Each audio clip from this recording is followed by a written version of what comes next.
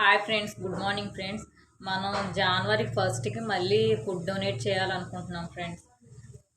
వాళ్ళు కొత్త సంవత్సరం రోజు కూడా ఫస్ట్ ఉండడం అది కరెక్ట్ కాదు కదా ఫ్రెండ్స్. మీకు ఏమైనా ఇంట్రెస్ట్ ఉంటే యూ డొనేట్ ఎనీథింగ్. మనం నిన్న 4 kgs rice, 2 kgs chicken curry వేసాం. 4 kgs అంటే రఫ్గా మనం 25 మెంబర్స్కి వచ్చింది.